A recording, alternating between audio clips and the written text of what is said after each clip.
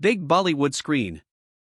जरा सोचो तुम एक ऐसी सुरंग में फंस जाओ जहां से बाहर निकला ही ना जा सके, फिर चाहे तुम कितनी भी कोशिश क्यों ना कर लो। कुछ ऐसा ही होता है इन लोगों के साथ। कहानी की शुरुआत होती है चाइना के एक पहाड़ी इलाके में, जहां एक लड़की लिफ्ट लेकर एक आदमी की कार में जा रही थी। अचानक उसे सीट के नीचे किसी लाश का हाथ दिखाई दिया। ये शरीफ सा दिखने वाला आदमी असल में एक सीरियल किलर है। उसी वक्त उसने कार रोक दी और तेज धार हथियार से लड़की का खून कर दिया। कुछ दिन बाद एक बस कुछ लोगों के साथ उसी रास्ते से जा रही थी। जब रेडियो अनाउंसमेंट हुई कि उस रास्ते पर एक्सीडेंट होने की वजह से आगे जाने की इजाजत नहीं है, फिर ड्राइवर टोनी ने कच्चे रास्ते की ओर बस मोड़ दी। अब बस के सामने एक सुरंग आ गई जहां से टोनी पहले कभी नहीं गुजरा था। वो आगे बढ़ने लगा और अचानक सुरंग में एक आदमी उसकी बस के सामने आ गया। इस सुनसान सुरंग में वो अकेला क्या कर रहा था, ये सोचकर सब डर गए। लेकिन वो आदमी एक पैसेंजर बनकर बस में चढ़ गया। ली ने अपने अखबार में देखा कि ये आदमी तो एक वांटेड क्रिमिनल है, लेकिन वो बिना बात खतरा मोल नहीं लेना चाहता था, इसलिए कुछ बोला नहीं। अब चलते चलते पूरे 20 मिनट हो चुके थे, लेकिन बस अब भी सुरंग में ही थी। टोनी जानता था कि देश की सबसे बड़ी सुरंग को पार करने में भी 10 मिनट ही लगते हैं, लेकिन ये सुरंग तो खत्म ही नहीं हो रही थी। आखिरकार सबने वापस मुड़ने का फैसला किया, लेकिन फुल स्पीड में 30 मिनट चलने के बाद भी वो शुरुआत तक पहुंच ही नहीं रहे थे। ये एक अंधेरी सुरंग थी जिसका कोई अंत नहीं था। सब डर कर बस से नीचे उतर गए। अचानक जिंग को अपना फोन जमीन पर पड़ा दिखा, जो उससे गलती से सुरंग की शुरुआत में गिर गया था। अब ये साफ हो चुका था कि ये कोई आम सुरंग नहीं है। ली ने आगे बढ़कर कहा कि उन्हें चलकर बाहर का रास्ता ढूंढना चाहिए, लेकिन घना अंधेरा होने की वजह से वहाँ कोई भी आसानी से गुम हो सकता था। इसलिए जिंग ने उसे अपना ऊन का गोला दिया। ली एक हिस्सा लेकर आगे बढ़ने लगा और दूसरा हिस्सा वोंग नाम के एक दूसरे पैसेंजर के पास था। तभी सुरंग वाले अनजान आदमी ने कहा कि वो भी ली के साथ चलेगा। उस आदमी का नाम चियान है। कुछ देर बाद वहाँ धुंध पड़ने लगी और बस के लोगों को दूर से 2 आदमी उनकी तरफ आते दिखाई दिए। सब उनका सामना करने को तैयार थे, लेकिन ये कोई और नहीं बल्कि ली और चियान ही थे। वो सुरंग बिल्कुल सीधी थी, लेकिन फिर भी न जाने कैसे लोग घूमकर एक ही जगह पहुंच जाते थे। अब वो फंस चुके थे, इसलिए ली ने सारी खाने पीने की चीजें सभी लोगों में बांट दी। अब चारों आदमी फिर से रास्ता ढूंढने निकले, जबकि औरतें और बच्चे बस में ही रुक गए। थोड़ी देर बाद जिंग ने देखा कि सिर्फ 30 मिनट में ही उनकी बस पर धूल जम चुकी थी। घबराकर उसने सबको उठाया और बस से बाहर ले आई। उधर चारों आदमी भी एक बार फिर से वहीं पहुंच गए। टोनी ने देखा कि उनका खाना भी एकदम सड़ चुका था। इसका मतलब ये था कि इस भूल भुलैया में समय भी असली दुनिया के मुकाबले ज्यादा तेजी से बढ़ रहा था। उन्होंने बस में देखा तो उन्हें पूरी सुरंग का एक नक्शा दिखाई दिया, जो न जाने कौन वहां पर रखकर चला गया था। ली ने नक्शा समझने की कोशिश की, लेकिन उसी वक्त लाइट चली गई और अचानक ली भी गायब हो गया। वहां खून के निशान थे, जिसका पीछा करते करते सब एक खोखली दीवार तक पहुंच गए। उसे तोड़कर वो एक अजीब से कमरे में पहुंचे, जहां बहुत से गुम हो चुके लोगों की तस्वीरें थी। वहां पूरी जगह का इंजीनियरिंग डायग्राम पड़ा था। उसके मुताबिक यहाँ कुल मिलाकर 6 सुरंगें थी जो आपस में जुड़ी हुई थी। चियान ने हिसाब लगाया कि बाहर निकलने के लिए उन्हें 6 की 6 सुरंगों को पार करना होगा।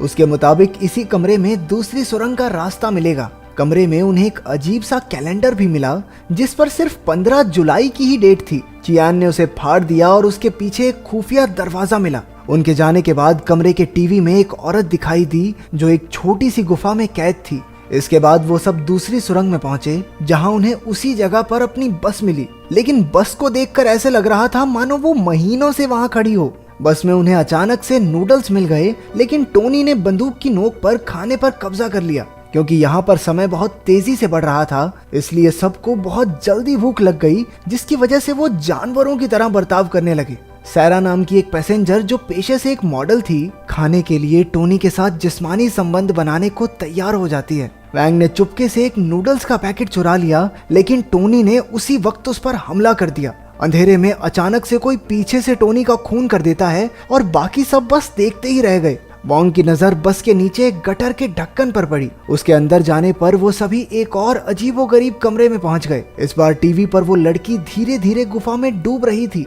ग्रुप को एक बार फिर वही कैलेंडर दिखा, जिसके पीछे एक और खुफिया दरवाजा था। उसे पार करके अब वो तीसरी सुरंग तक पहुंच गए थे।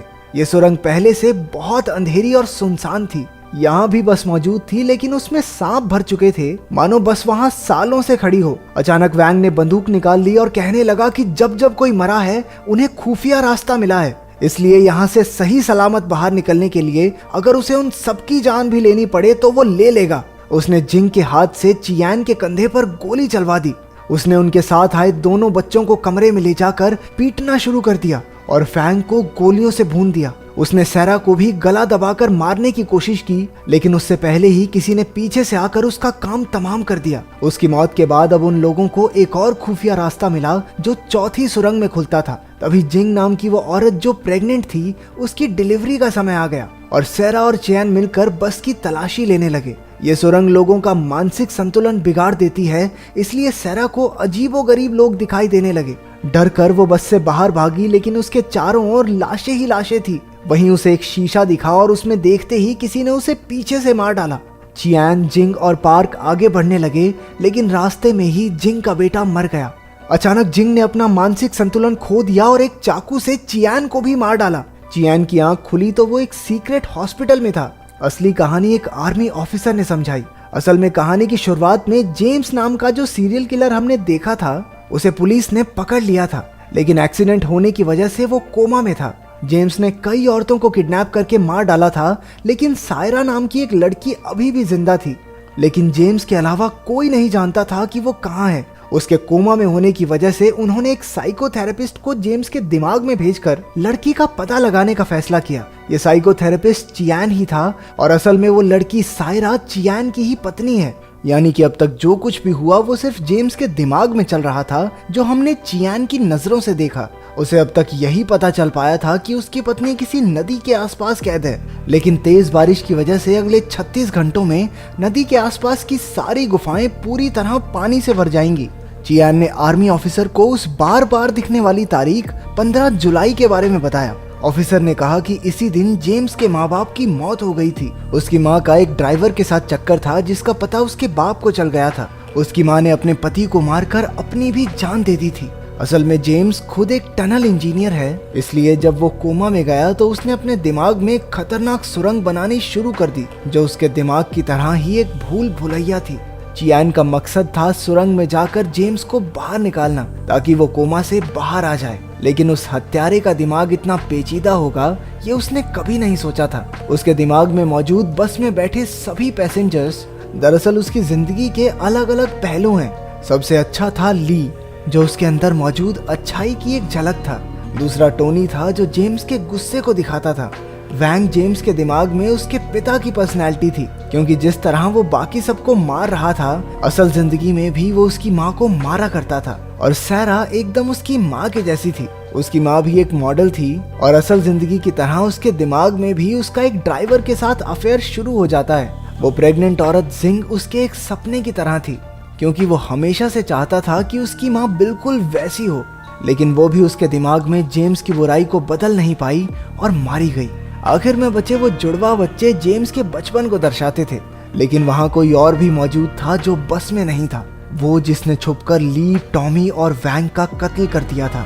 अगले दिन चियान एक बार फिर से जेम्स के दिमाग में दाखिल हुआ। इस बार उसने सीधा जेम्स से अपनी पत्नी के बारे में पूछा, लेकिन वो इतनी आसानी से कहाँ बताने वाला था। वो कहने लगा कि उसे अपनी माँ से नफरत है, क्योंकि उसने उसके बाप को मार डाला था। इसीलिए वो औरतों को किडनैप करके मार डालता था, क्योंकि उन पर भरोसा नहीं किया जा सकता। इसके बाद वो चियान को अपने दिमाग के अलग अलग हिस्सों में ले गया, जहाँ उसकी जिंदगी के कई किस्से चल रहे थे। चियान ने जेम्स के नादान बचपने से भरे हिस्से पार्क से बात करनी चाहिए, लेकिन उसकी बहन फैंग ने उसे सायरा का पता बताने से रोक दिया। इसके बाद चियान एक सिनेमा हॉल में पहुंचा, जहां आखिरकार उसे सुरंग में हुए कत्ल करने वाला आदमी मिला। ये कोई और नहीं बल्कि चियान खुद ही था। इसका मतलब था कि जेम्स का दिमाग इतना शैतान था कि जो भी उसमें झांकता वो खुद भी एक कातिल की तरह सोचने लगता। शैतान चियान ने बताया कि वो सायरा को बचाना नहीं चाहता, इसीलिए उसने एक एक करके सुरंग में सबका खून कर दिया और नए जन्मे बच्चे को भी मार डाला। इसके बाद वो असली चियान को एक अंधेरी जगह पर ले आया, जहां उनका आखिरी मुकाबला होगा। जल्द ही जबरदस्त लड़ाई शुरू हो गई, लेकिन जैसे ही असली चियान जीतने वाला था, एक और शैतान चियान वहां आ गया, जिसका सीधा मतलब ये था कि शैतान कभी मरेगा नहीं। उधर बारिश काफी तेज हो रही थी और पानी अब सायरा की गर्दन तक पहुंच चुका था। तभी असली चियान के दिमाग में एक आइडिया आया। अगर वो अपनी जान दे दे तो उसके साथ साथ उसकी बुराई भी खुद ब खुद मारी जाएगी। उसका प्लान काम कर गया और जेम्स के दिमाग से बुराई का नामो निशान मिट गया। इसके साथ ही हॉस्पिटल में जेम्स कोमा से बाहर आ गया और उसने तुरंत पुलिस को सायरा का पता बता दिया। आखिरकार सायरा को तो एन मौके पर बचा लिया गया, लेकिन चियान कभी नहीं उठा। वो अब उसी सुरंग में हमेशा के लिए कैद हो चुका है।